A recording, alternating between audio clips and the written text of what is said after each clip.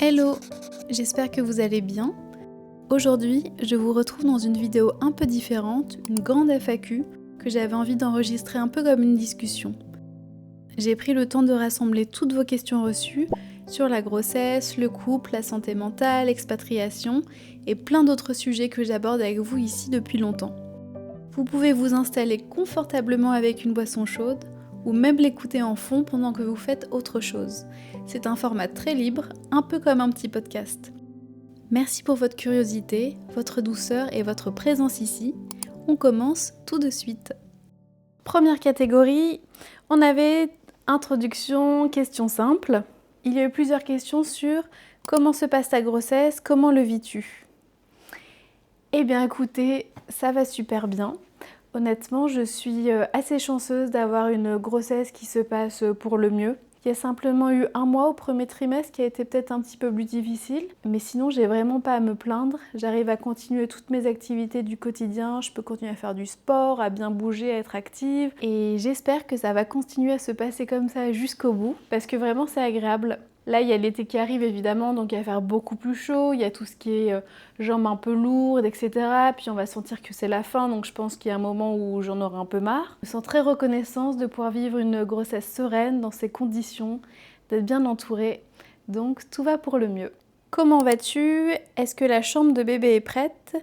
Et quel est le thème de la chambre de bébé ? Eh bien, très bonne question, parce que notre bébé n'aura pas de chambre.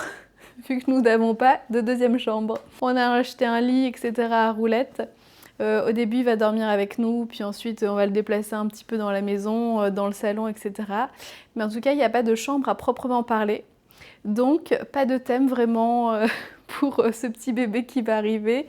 Mais ne vous inquiétez pas, il va être choyé, il est dans de très bonnes conditions. Donc, il faudra qu'il attende un petit peu plus longtemps pour avoir sa propre chambre. As-tu peur pour l'accouchement ? Te sens-tu déjà maman en toi ? Je dirais pas que j'ai peur pour l'accouchement, mais c'est vrai que j'ai quelques appréhensions. Parce que parfois avec l'application, on peut voir l'évolution en chaque semaine de quels légumes, quels fruits, etc. Le bébé est. Je me dis, il va quand même falloir que je sorte ça de mon corps. Et dans ces moments-là, ça m'angoisse un peu. Mais bon, je me dis que je suis pas la seule femme à traverser ça et à vivre ça. D'autres l'ont fait avant moi, ça s'est très bien passé. Donc je me suis imprimé des petits mantras de grossesse que j'essaie de me répéter chaque matin pour me dire que mon corps est fait pour ça, que ça va bien se passer. Et puis j'essaie au mieux de me préparer avec des playlists de musique douce que je mets en boucle pour comme ça le jour de l'accouchement, mon cerveau saura que ça permet de s'apaiser et puis d'être plus sereine. Ça va être une sacrée expérience. J'espère que ça se passera bien. Mais en tout cas, j'aime beaucoup notre médecin. Elle est très douce, bienveillante. Elle n'est pas du tout dans l'anticipation, elle est vraiment dans le moment présent. Et pour moi qui suis anxieuse, c'est quand même pas mal du tout. C'est vraiment étape par étape. Et on s'inquiète pas pour ce qui va arriver après parce que tant qu'on n'y est pas, au final, c'est pas très utile de se mettre martel en tête. Je fais confiance aux professionnels qui m'entourent et puis j'essaie de me laisser porter au maximum, même si parfois c'est pas toujours simple. Et est-ce que je me sens déjà maman ? C'est quelque chose auquel je n'ai pas vraiment réfléchi avant, je me suis jamais vraiment posé la question. Je pense être une personne qui a quand même un instinct maternel assez fort. Et j'aime bien prendre soin des autres, les chouchouter, leur faire des choses qui leur font plaisir. Et parfois j'ai un peu tendance à materner mon amoureux. Donc c'est assez dans ma nature. Mais après, j'imagine que ça va être différent quand il va s'agir de mon enfant. Je pense pas qu'il y ait vraiment un moment où on se sent mère. Je saurais pas trop comment répondre à cette question, je vous avoue. Mais pour l'instant, je me dis que oui, je suis dans des bonnes conditions, je me sens prête, je me sens bien physiquement, mentalement. Donc c'est déjà une petite recette qui est pas mal, j'imagine, pour accueillir un petit bébé. Comment abordes-tu le nouveau rôle de maman qui t'attend ? Eh bien, ça fait un petit peu écho à la question juste avant. J'essaie de l'aborder le plus sereinement possible. Et je dois dire que je me surprends parce que moi qui suis assez anxieuse, perfectionniste, j'aime bien tout planifier, tout préparer, il y a des moments où je me trouve plutôt zen. Je suis pas le genre de personne qui a acheté 15 000 livres, qui écoute plein de podcasts, qui lit à fond, qui se renseigne au maximum pour avoir toutes les informations. j'ai un peu envie de garder une part de mystère, de surprise et de surtout pas en savoir trop. Parfois d'avoir trop d'informations, finalement c'est plus anxiogène que de ne rien savoir. J'espère garder ce mood à peu près zen jusqu'à la fin et après la naissance. Donc si ça pouvait durer le plus longtemps possible, eh ben ce serait chouette. Mais je pense aussi que c'est un travail de longue haleine sur toute cette année qui s'est écoulée, sur le fait de lâcher prise, de ralentir, d'essayer d'être davantage dans l'instant présent. J'ai l'impression que ça commence à porter ses fruits, ou en tout cas je sens l'impact tout au long de cette grossesse.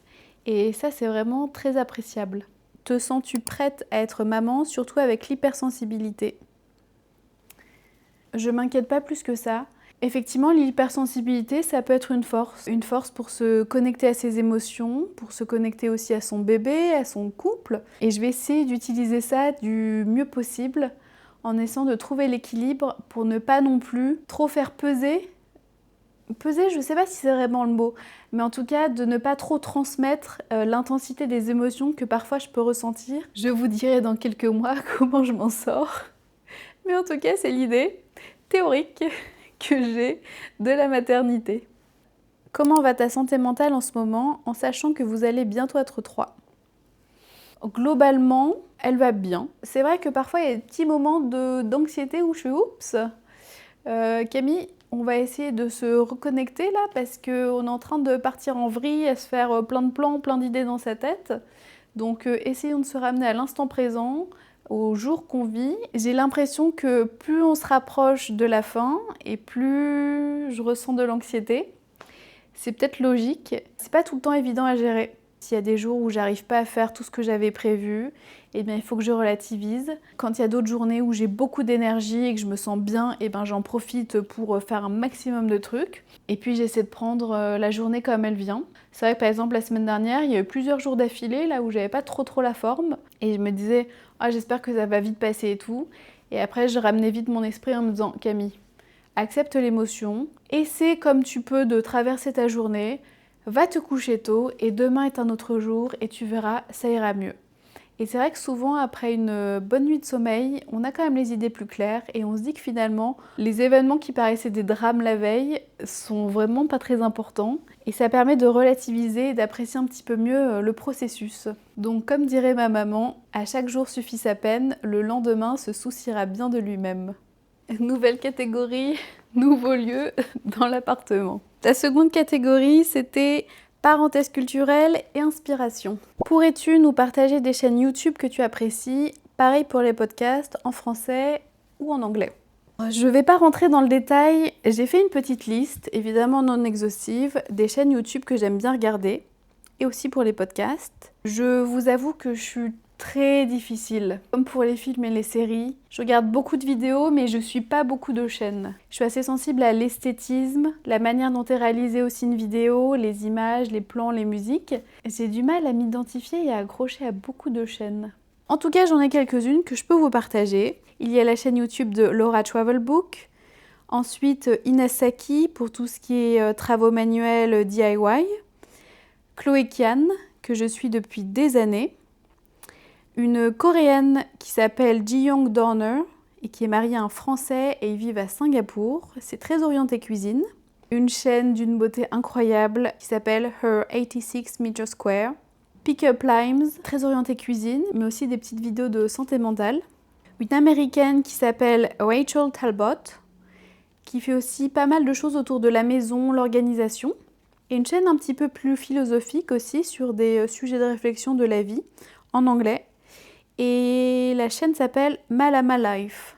Ça, c'est vraiment les chaînes YouTube que je regarde de manière très régulière ou que je re-regarde. Ça fait des années que je suis abonnée à ces chaînes et je ne m'en lasse pas. Et pour les podcasts, alors un peu en vrac, il y a In Power de Louise Aubéry, le podcast de Pauline Léniaud, Génération Do It Yourself, qui est surtout sur tout ce qui est entrepreneuriat. Un peu plus parcours de vie, j'aime bien aussi Les Locomotives, Tant qu'il y aura des hommes, Bliss Stories sur la maternité, L'Aléa, Paradoxe sans filtre de David Laroche, La Leçon, un podcast sur l'échec, ce qui est un sujet pas très souvent abordé, et Vlan sur des sujets un petit peu plus de société. Après, pour les podcasts, c'est les principaux que je suis. Il y en a aussi d'autres que j'écoute un petit peu moins régulièrement. Tapez les mots qui vous intéressent et puis ensuite de voir ce qui sort parce que ça permet aussi de faire des découvertes. Et généralement, c'est les plus grosses chaînes qui sortent en premier, mais aussi il y a des petits créateurs ou des petits podcasteurs, si ça se dit comme ça, qui sont à découvrir. Et quand je fais les recherches, ça peut être aussi bien en anglais qu'en français. Ça dépend si ce jour-là, j'ai plus envie d'être bercée par du français ou de l'anglais. Voilà mes petites recommandations. Si vous en avez, partagez-les aussi, parce que je suis vraiment preneuse de ça. C'est pas facile de découvrir des nouveaux contenus avec lesquels on accroche, avec lesquels on s'identifie. Donc si vous en avez que vous appréciez vraiment beaucoup, n'hésitez pas à les écrire en commentaire. J'irai checker tout ça et puis aussi ça permettra à tout le monde d'en profiter. Prévois-tu un jour de retourner en France pour y vivre ? C'est pas un projet sur le court terme, mais oui, je pense qu'il y a un moment donné où on rentrera sûrement en France avec mon amoureux. Pour le moment, on a envie de continuer à vivre à l'étranger, de découvrir aussi un nouveau pays. C'est chouette d'être à l'étranger, mais on manque aussi un petit peu des moments familiaux. C'est sûrement quelque chose qui arrivera sur le long terme, mais en tout cas, pour l'instant, on se sent bien à l'étranger. Est-ce que tu as des lectures que tu apprécies sur la parentalité ? Comme je vous le disais, j'ai pas lu 15 000 livres sur la parentalité parce que je veux justement pas en savoir trop. Celui que j'ai acheté et que j'aime beaucoup, c'est par une sage-femme française, ça s'appelle C'est ma grossesse, se poser 1000 questions, trouver enfin des réponses. Comme ceci, qui est très complet, il y a une question, une réponse. Ça couvre toute la grossesse jusqu'au postpartum et l'arrivée du bébé. Quand j'ai des petits sujets qui me questionnent, je vais chercher dans le lexique, voir s'il y a le sujet en question et puis je lis simplement la réponse. J'aime bien, ça va droit au but. Une bonne petite encyclopédie. J'ai acheté lui au tout début qui s'appelle Survivre à la grossesse et encore plus. C'est un livre québécois avec pas mal d'illustrations, etc. Et puis surtout, ça m'a permis d'en apprendre un peu plus sur les spécificités pour la grossesse et l'accouchement au Canada. C'est vraiment très québécois, abordé avec beaucoup d'humour et de lâcher prise. Et le dernier livre, c'est le livre qu'on remet à toutes les familles ici au Québec qui attendent un enfant, Mieux vivre avec notre enfant de la grossesse à 2 ans. Et ça, l'infirmière qui travaille avec notre médecin m'avait dit, c'est une bible. Même moi au travail, je continue à m'en servir. Honnêtement, c'est pas mal fait, j'aime bien. C'est pas trop long comme texte. Je pique au fur et à mesure ce dont j'ai besoin. Avec mon amoureux, quand le bébé sera là, on fera « Ok, va chercher la bible du bébé là. Ok, médicaments, qu'est-ce qu'on peut faire ?» Voilà, ça va rester sur notre table de chevet. Et la dernière question de cette catégorie, c'est as-tu des artistes canadiens que tu aimes, musique ou autre ? Eh ben, je suis pas la meilleure pour ça, honnêtement. Je saurais pas trop vous en partager. Évidemment, ce serait très cliché de vous dire Garou et Céline Dion, même si c'est mes 2 grandes références. Niveau musique, c'est sûr que je peux pas vous partager des artistes canadiens, québécois, parce que c'est pas du tout ma tasse de thé. Peu importe le pays où j'ai vécu, la seule musique que j'écoute, c'est de la musique française des années 80.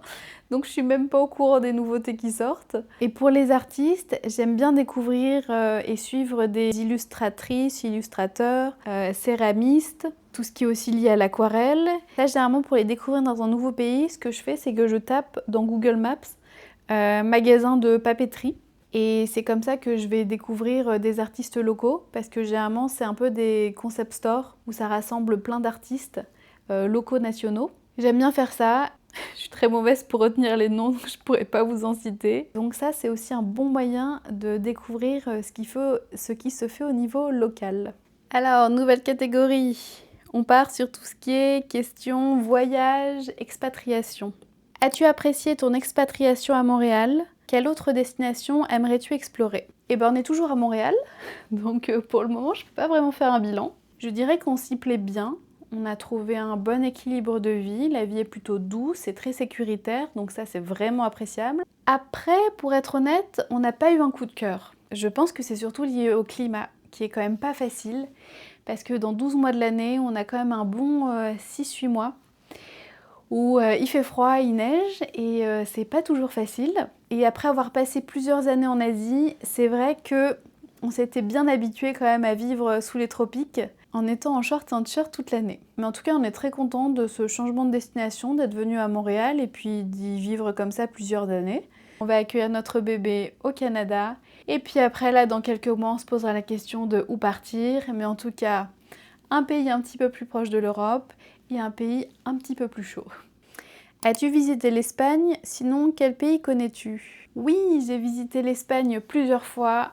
J'adore ce pays. Que ce soit le climat, la gastronomie, les gens. C'est un pays que j'apprécie beaucoup et en fait on y retourne chaque année parce que la famille de mon amoureux a une maison de vacances en Espagne, dans le sud de l'Espagne. Donc on essaie de s'y rendre chaque été. On a passé le nouvel an à Barcelone l'année dernière. C'est un vrai coup de cœur cette ville, j'ai adoré. Et sinon on avait fait aussi un petit road trip, on avait été visiter Séville, Malaga. Cette année on voulait aller à Madrid. En tout cas chaque année on y va et puis on est toujours aussi séduit. Donc on espère qu'un jour on pourra prendre un petit peu plus de temps pour explorer davantage. À chaque fois j'essaie de noter tous les pays visités et donc on est sur un total pour le moment de 18 pays visités. Je trouve ça sympa de garder une petite trace à chaque fois qu'on visite un pays, de le noter et de faire ok, il y a un pays de plus découvert dans le monde. Reviendras-tu en France pour présenter ton petit à ta famille? Évidemment. Déjà on va voir nos parents respectifs qui vont venir nous rendre visite à Montréal. Et puis à Noël, on va aller faire les présentations à nos familles, nos amis qui ne peuvent pas se déplacer jusqu'ici. Et puis on a hâte. As-tu de la famille en France? Toute ma famille est en France. Mes parents et mes frères vivent à Lille. Et pour mon amoureux, sa famille est du côté de Toulouse. Connais-tu la Bretagne? Aimerais-tu y aller un jour? Oui, je connais un petit peu la Bretagne. J'y suis pas allée souvent. C'était surtout pour des vacances avec mes parents quand j'étais enfant. Ils avaient des amis qui ont toujours une maison au Pouliguen.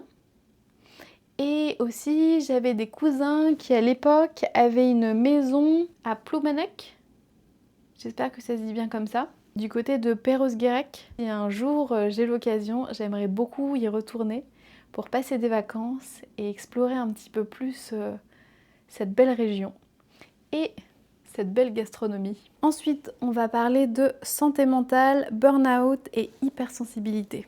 Quel conseil donnerais-tu à une amie très sensible et plutôt solitaire qui a fait un burn-out et se sent en décalage total avec le monde du travail actuel? Eh bien, je lui dirais qu'elle n'est pas seule et que c'est tout à fait normal de se sentir comme ça après un burn-out. J'ai noté aussi des petits conseils. Finalement, le burn-out, c'est quand même une réaction assez saine à un déséquilibre qui a été trop longtemps subi. Les petits conseils concrets que je pourrais donner, ce serait de ne rien précipiter. Dans le burn-out, il ne faut quand même pas oublier qu'il y a burn. C'est toute une partie du cerveau quand même qui a cramé à un moment parce qu'on lui a trop demandé, il s'est suradapté. Il a besoin de prendre le temps de se guérir. Et ça fait partie du processus. C'est un processus qui est lent, qui est difficile et qui est long, mais qui est nécessaire. Et en fait, si on ne prend pas ce temps, ce sera le meilleur moyen de se cramer les ailes de nouveau. Autre conseil, s'ancrer dans le corps. Ce que je veux dire par là, c'est d'essayer de faire une activité physique aussi minime soit-elle. Ce qui m'avait beaucoup aidé à l'époque, c'était de faire de la boxe. Je faisais du cardio boxing. C'était une pièce dans le noir où on a chacun son sac de boxe. Et pendant 45 minutes, on a des exercices à haute intensité où on enchaîne avec la musique à fond. Et on transpire comme jamais, mais pendant 45 minutes, on ne pense à rien. Et quand bien même j'étais épuisée et que ça n'allait pas, eh ben, j'arrivais tous les jours à aller à la boxe parce que je savais que c'était le seul moment dans la journée où je ressentais enfin quelque chose. Parce qu'au début du burn-out, on se sent tellement vidé qu'on a l'impression que tout nous passe au-dessus, qu'on ne ressent plus aucune émotion, aucune sensation. Et de réussir à se reconnecter un petit peu avec son corps à travers une activité physique, c'est vraiment très important. Le yoga aussi, qui est une activité beaucoup plus douce, permet aussi de se reconnecter à soi, en plus de travailler la respiration et la cohérence cardiaque, qui est aussi très très bonne pour apaiser l'anxiété et le stress. À vous d'essayer ce qui vous fait du bien, ce qui vous correspond à ce moment-là. C'est pas parce que vous commencez une activité physique que vous êtes obligé de la tenir pendant toute une année. Vous pouvez simplement le faire pendant quelques semaines, voir si ça vous correspond. Et puis après, si vous avez besoin de plus de douceur ou justement de bouger davantage, eh ben testez autre chose. Mais surtout, ne vous dites pas que c'est pas fait pour vous. Essayez si ça vous tente et puis voyez si ça vous correspond et si vous avez envie de continuer. Et le dernier conseil que j'aurais envie de partager, c'est De quoi ai-je besoin aujourd'hui? De réussir, après, pendant, etc., ce burn-out, à ralentir et à éviter toutes les phrases comme « Ah, il faudrait que je fasse ça. Oh, ce serait mieux que je fasse ça plutôt que ça. » Mais simplement de se dire « De quoi ai-je besoin aujourd'hui ?» C'est tout. Et ça, finalement, c'est pas si simple. Parce que généralement, et en particulier dans le process du burn-out, c'est que pendant trop longtemps, on ne s'est pas écouté. De réussir à laisser parler un petit peu plus cette voix intérieure, ça prend beaucoup de temps et c'est pas évident. Donc si chaque jour, on peut se dire « Ok, ce matin, je me suis réveillée, de quoi ai-je besoin? De quoi ai-je envie? Je vais essayer de l'intégrer dans ma journée. » Et bien déjà ça, c'est un bon début. En tout cas, il n'y a pas de recette magique pour le burn-out. C'est simplement de développer son intuition, réussir à s'écouter de nouveau et puis à tester des choses. Est-ce que tu pourrais nous partager tes expériences qui ont fait que tu as eu un burn-out? Je ne rentrerai pas dans les détails évidemment. En tout cas pour ma part, ce qui a mené à cette crise et ce burn-out, ça a été une suradaptation. Parce que je voulais être la personne présente, fiable, efficace. Et au final, je me demandais pas si j'étais épanouie et si ce que je faisais, ça me correspondait. J'ai commencé à me rendre compte qu'il y avait un problème quand mon sommeil n'était plus réparateur du tout. J'attendais avec impatience le week-end pour me reposer, mais au final ça fonctionnait pas du tout. J'étais toujours aussi stressée et anxieuse d'aller au travail. Et puis dans mon environnement, il y avait clairement une surcharge de travail. Je sentais pas la possibilité de pouvoir dire non, je peux pas en prendre davantage parce que là j'ai déjà suffisamment de missions. Donc je continuais à en prendre sur mon assiette, même si c'était trop, j'osais pas dire non. Et puis aussi, je trouvais pas de sens à ce que je faisais, j'avais l'impression d'enchaîner une liste de tâches dans la journée. Parfois, je trouvais que ça avait aucune signification, je comprenais même plus pourquoi je faisais ça. C'est installé un état un peu de lassitude où j'ai commencé un peu à me déconnecter de mes émotions. J'étais devenue très négative, très pessimiste. Et quand je suis revenue des fêtes de Noël l'année dernière, du coup, je suis retournée au travail. Et en fait, j'étais épuisée. J'avais une boule au ventre qui ne partait pas. Et j'ai commencé à pleurer tous les jours. Et là, au bout d'une semaine, je me suis dit, Camille, il y a un souci. C'est pas normal de pleurer tous les jours en allant au travail. Et j'ai décidé de prendre rendez-vous avec un médecin pour lui en parler. Il m'a dit, vous faites un burn-out, ça va être très long, ça va prendre du temps là. Et il m'a dit, je peux vous faire un arrêt de 3 semaines. Je lui ai dit, non, donnez-moi 15 jours. On va voir si ça passe. Et puis voilà, ça se trouve, ce sera réglé, je pourrai y retourner. Et puis les 2 semaines sont passées et là je me suis écroulée. En fait, le fait d'arrêter toute ma routine, de ne pas aller au travail et de me retrouver chez moi, d'un seul coup je me suis tout pris dans la figure, tout ce que j'avais emmagasiné et tout ce que j'avais refoulé, tout est ressorti d'un coup. J'étais en pleurs au fond de mon canapé pendant au moins une semaine. Et je ne comprenais pas ce qui se passait. Et en fait, c'est simplement mon corps et puis mon cerveau qui enfin avaient la permission de ressortir tout ce qu'ils avaient emmagasiné pendant des mois et des mois. Et aussi, j'en ai profité pour prendre un rendez-vous avec ma psychologue, ce qui m'a beaucoup aidée. Et ce matin, justement, j'écoutais un podcast sur rebondir après le burn-out. Et il y avait une métaphore que cette avocate donnait, que j'ai trouvée très parlante sur le burn-out. C'était la grenouille qu'on plonge dans l'eau chaude. Évidemment, si on plonge une grenouille dans l'eau chaude, elle va partir au courant parce qu'elle ne veut pas se faire ébouillanter. En revanche, si on met la grenouille dans un bac d'eau à température ambiante et qu'on commence à mettre de l'eau chaude au fur et à mesure, elle ne va pas partir en courant parce qu'elle ne va pas s'apercevoir tout de suite que la température est en train de monter et qu'on est en train de l'ébouillanter. Et bien le burn-out, c'est exactement la même chose. Généralement, ça n'arrive pas du jour au lendemain où on se dit « Mon Dieu, j'en peux plus, mon cerveau va péter un plomb ». C'est très insidieux, ça arrive au fur et à mesure, c'est une accumulation de plein de petites choses qui font qu'à un moment donné, notre corps n'en peut plus et les neurones de notre cerveau vont littéralement cramer. On aura tellement tué tous les signaux que notre cerveau pouvait donner que c'est notre corps qui va s'exprimer et qui va faire « Ok là, stop, la machine n'en peut plus, il faut faire une pause, il faut faire quelque chose ». Et c'est dans ces moments-là qu'on réalise qu'en fait, on fait un burn-out, mais que ça faisait déjà un moment qu'il y avait des signes avant-coureurs qu'on n'avait pas écoutés et qu'on avait préféré ignorer. En tout cas, je tiens à préciser que chaque expérience est différente et qu'il n'y a vraiment pas de timeline. Ça m'a pris 9 mois pour me remettre un peu sur pied. Il y a des personnes, ça va être beaucoup plus long, ou il y a des personnes, ça va être beaucoup plus court. Chaque personne a son rythme et c'est très important de l'écouter. Donc c'est pour ça aussi que pendant le burn-out, j'ai pas écouté de podcast, etc. sur le sujet parce que j'avais pas envie de comparer mon expérience aux autres, de finalement peut-être culpabiliser parce que j'allais pas assez vite ou j'allais trop vite dans certaines phases. Donc vraiment, écoutez-vous, prenez le temps Et encore une fois, il n'y a aucune honte à aller voir un médecin pour lui parler de ce que vous ressentez si à un moment donné vous avez besoin d'une pause. On est humain, il y a des moments dans la vie où on a besoin d'être plus entouré, plus soutenu que d'autres et c'est pas grave. Mais en tout cas, un burn-out, c'est pas anodin. Donc avant d'en arriver là, dès que vous sentez des petits signes de fatigue, d'agacement, etc. qui peuvent être liés à votre travail, n'hésitez pas à en parler à quelqu'un, que ce soit un psychologue ou un médecin, en tout cas un professionnel qui puisse vous accompagner, vous aiguiller. Et puis essayez de désamorcer ça le plus rapidement possible avant que ça pète et que ce soit trop tard. Et je vous rassure aussi, tout passe. Même si à un moment on a l'impression d'être au fond du trou et on se dit que ça ne s'arrangera jamais, ça finit toujours par s'arranger. Ça prend du temps, mais on finit par rebondir d'une manière ou d'une autre.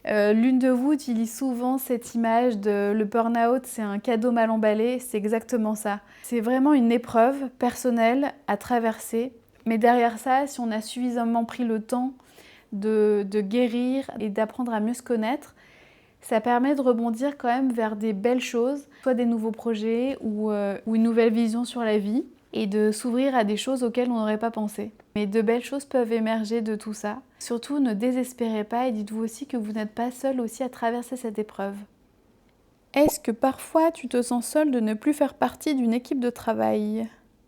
Eh bien non. J'aime bien travailler en équipe, mais je suis quand même de nature assez solitaire. Et surtout, j'aime bien être autonome dans les tâches que je réalise. Je vous avoue que je m'épanouis avec ce que je fais sur YouTube, Instagram, et ça me manque pas de pas avoir de collègues. Mais après, c'est vraiment très personnel, c'est lié à mon caractère. Je sais que tout le monde pourrait pas faire ça, et il y en a qui se sentiraient très très seuls, être chez eux la plupart du temps sur l'ordinateur. Mais en tout cas, pour ma part, j'ai trouvé mon rythme. Quel conseil de slow living donnerais-tu à une personne perfectionniste, anxieuse, que ce soit en termes d'intention ou de petits gestes du quotidien? Ça, cette question, ça pourrait faire l'objet d'une vidéo beaucoup plus longue. Donc je vais donner les conseils qui me sont venus comme ça, mais honnêtement, un jour, il faudrait que je prenne le temps de faire une vidéo dédiée à ce sujet-là. Accepter de faire les choses à 80%. Très difficile, mais ça vaut le coup de faire des efforts pour réussir à faire ça. On n'a pas besoin toujours d'être à fond et de faire des choses parfaites. Une citation que j'utilise beaucoup, c'est « Mieux vaut du moyen toujours que du parfait jamais ». Réussir à faire de son mieux en lâchant prise et en ne se prenant pas la tête pour faire des choses parfaites tout le temps, parce que sinon c'est énergivore et ça nous prend trop de stress dans le quotidien. Créer des routines lentes. Par là, je veux dire faire des choses avec intention. Éviter de trop se mettre en mode pilote automatique qu'il faut que je fasse ça dans ma journée pour que je sois productive. En fait, c'est vraiment un peu oublier cette notion de productivité. Incorporer des petits moments simples dans une journée. Je sais que le matin, quand je me lève, le moment où je prépare mon petit matcha, c'est ma routine lente. C'est un moment où je pense à chaque geste que je fais, tranquillement. Par exemple, quand je dois envoyer un message ou j'écris un mail, je prends 2 grandes inspirations et ça fait beaucoup de bien. Et honnêtement, c'est quelques minutes. Si on n'a que 5 minutes, c'est pas grave, on prend ce qu'on peut. Et puis c'est simplement d'essayer de multiplier ces petits moments-là dans une journée, dans une semaine, pour que ça crée des habitudes, des ancrages comme ça. Et dès qu'on sent qu'il y a un petit moment où on est un peu plus déconnecté ou qu'il y a un déséquilibre, on puisse se ramener une petite routine lente pour faire baisser la pression et s'apaiser. Ensuite, se désabonner des comparaisons sur les réseaux sociaux. Mon Dieu, les réseaux sociaux. Les réseaux sociaux, c'est merveilleux, mais aussi on passe son temps à se comparer et ça crée beaucoup d'anxiété. C'est d'aller faire le tri dans tous les comptes qu'on suit. Et je sais que parfois on a tendance à suivre des comptes où on est là, ah non mais sa vie a l'air tellement d'être parfaite, etc. Je vais garder, je vais quand même voir. Mais en fait non, ça ne nous épanouit pas, ça nous rend plus malheureux qu'autre chose quand on y voit et qu'on voit la vie des gens. Alors que c'est pas la vraie vie. Donc essayez de garder simplement des comptes qui vous font du bien, qui vous paraissent authentiques et qui vous apportent quelque chose. C'est de repasser dans votre liste et de vous dire « Ok, est-ce que ce compte-là m'apporte quelque chose quand je vais voir son contenu ?» Dans une journée, on peut facilement passer 30 minutes, 1 heure ou plus sur les réseaux sociaux. Et si pendant cette heure, on voit que du contenu qui nous fait pas du bien, qui nous font culpabiliser ou qui nous font nous sentir mal par rapport à la vie de quelqu'un d'autre, ça vaut pas le coup. Donc faisons le tri et essayons d'avoir des abonnements plus consciencieux sur des contenus qui valorisent des choses vraies, authentiques et qui nous font du bien, qui font du bien à notre santé mentale. Autre conseil, dire stop, non sans se justifier. Ça, c'est quelque chose que j'essaie de faire ces derniers mois et c'est pas facile comme exercice. Je me suis rendu compte à quel point j'avais tendance à toujours vouloir faire plaisir aux autres et d'avoir tendance à me justifier pour tout et rien. Et quand on arrive à dire un vrai non sans justification, généralement les gens n'ont pas tendance à négocier ou vouloir pousser le bouchon un peu trop. Quand on me propose quelque chose, que je dis non sans justification, il n'y a plus de débat. En revanche, si je commence à me justifier, c'est là que les gens ont tendance à davantage négocier. Et en fait, c'est pire parce que là, tu te retrouves à sortir les rames et à continuer à te justifier de t'être justifié. Et à la fin, tu finis par dire oui par dépit alors qu'à la base, tu n'avais pas envie de dire oui. Et finalement, de réussir à dire un vrai non sans justification, c'est libérateur. Ça donne l'impression d'être puissant. On est là, ok, j'ai dit non parce que j'avais pas envie et on m'a posé aucune question. Je suis le roi du monde. Enfin voilà, c'est la sensation que ça me donne ces derniers temps de réussir à dire non sans me justifier. Arrives-tu à avoir une créativité apaisée, ne pas te comparer aux autres, te dévaloriser? Je pense pas être le meilleur exemple, loin de là. Mais en fait, je regarde très peu ce que font les autres. En tout cas, pour mon Instagram pro, souvent les idées me viennent un petit peu comme ça. J'ai la chance d'avoir un monde intérieur qui est assez riche avec beaucoup de réflexions qui fusent.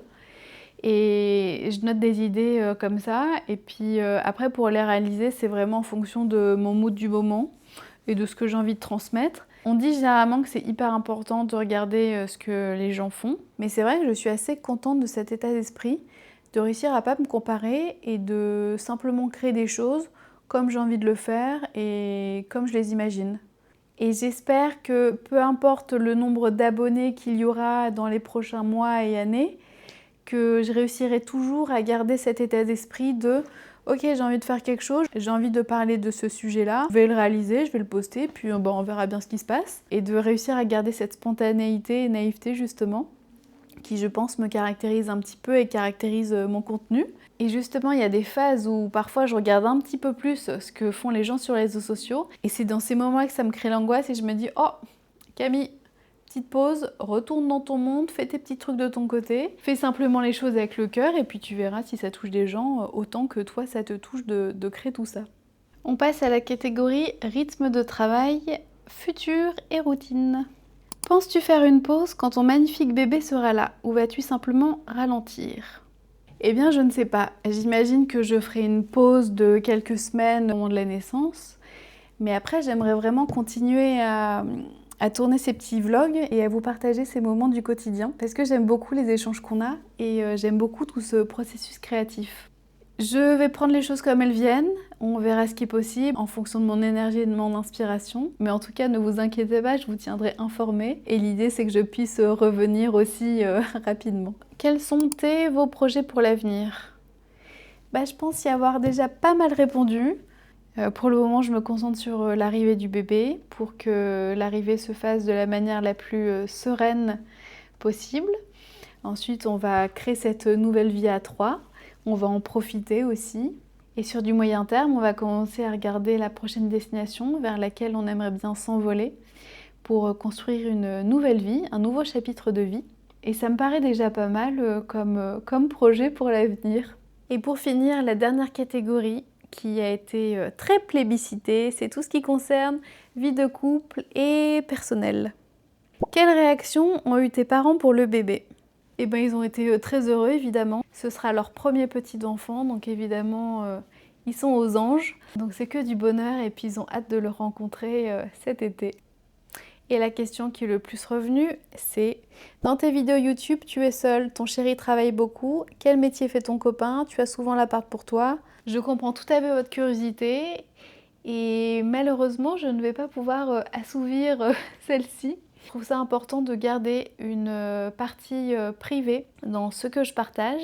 Et justement, tout ce qui concerne mon amoureux, son métier, son activité professionnelle, C'est pas quelque chose que j'ai envie de partager parce que certes, j'ai choisi de partager des petits bouts de ma vie sur Instagram et sur YouTube, mais pour autant, c'est important que je respecte la vie privée de mon amoureux. En tout cas, soyez rassurés, tout va pour le mieux. On a trouvé un bel équilibre vie privée, vie professionnelle.